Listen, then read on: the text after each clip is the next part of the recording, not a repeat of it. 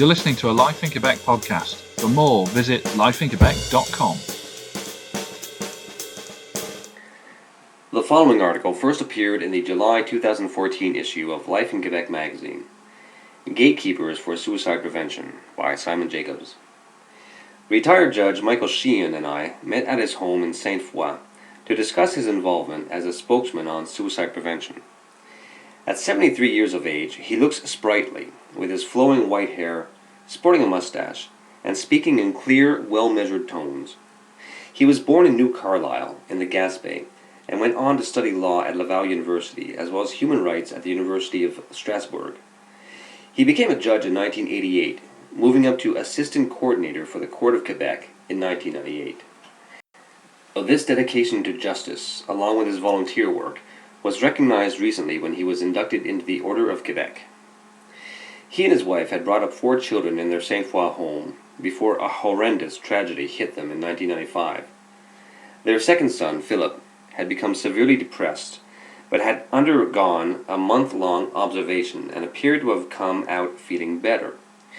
His father assumed that he was cured, since we rely on doctors to have the solution. If they had, then they wouldn't have released him, he said. Philip continued to see a psychiatrist and take medication after hospitalization. A few months later, he took himself off the medication without his doctor's knowledge. His parents assumed the doctor had approved. He committed suicide at the age of 25. The entire family was devastated and went into an intensive grieving period, which lasted 2 long years, before they began to see life return to something appearing as normal. Grieving is a personal business. We don't all have the same DNA. We don't all have the same coping skills, the same friends, nor the same resilience, and we use different methods to get through, said Judge Sheehan. It was only after his 2-year period that he wanted to do something that would possibly avert this tragedy from befalling anyone else. He got in touch with the Quebec Suicide Prevention Centre, CPSQ, and asked if he could volunteer taking calls on their crisis line. This required over 60 hours of training and a thorough understanding of the protocols that they had developed, teaching them how to listen to someone and help them when called. All volunteers work with a professional, a psychologist, a social worker, even sometimes young medical interns. They are there to listen and to help callers with their immediate crisis, help secure them from immediate harm, talking them out of an attempt on their lives, and trying to get them to seek professional help. For the next 3 years, Mr. Sheehan volunteered 1 night a week.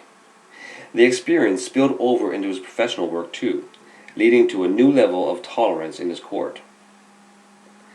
The next morning, after volunteering, if someone showed up late or there was a missing witness, well, I've seen worse, he said.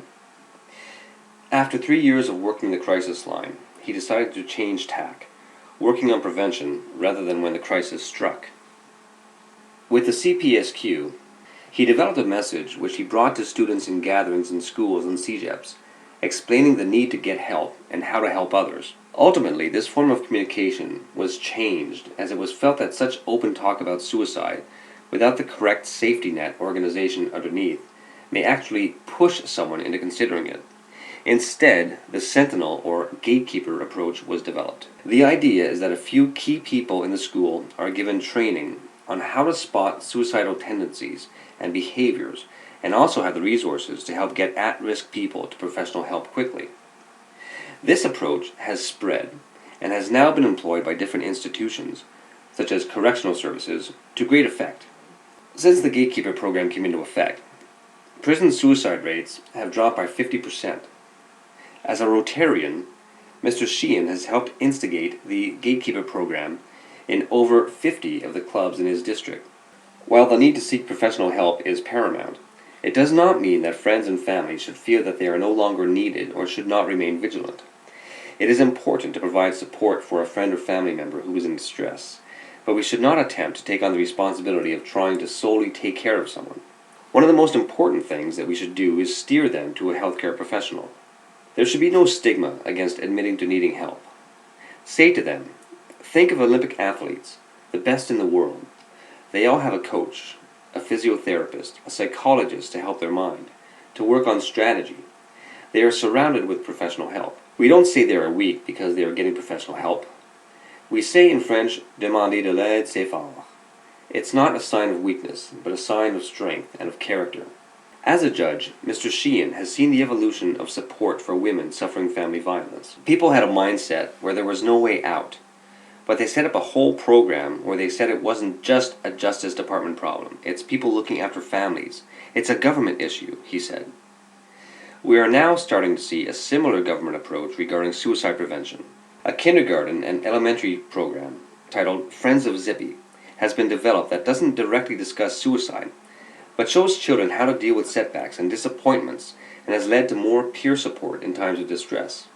As a spokesperson for the CPSQ, Mr. Sheehan has recently been sporting good news. The latest suicide figures in Quebec over the past 19 years have been nearly cut in half, a phenomenon that Mr. Sheehan attributes to better preventative action and awareness programs. What he is hoping is that the government will mandatorily instigate the Gatekeeper program in the workplace, just as it has done with the CPR and First Aid program run by the CSST.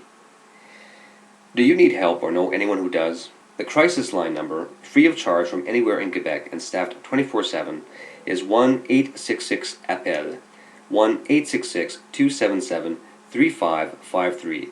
To know more, visit www.cpsquebec.ca. Thank you for listening to the Life in Quebec podcast. For more news, commentary, editorials and opinion, visit lifeinquebec.com/podcast.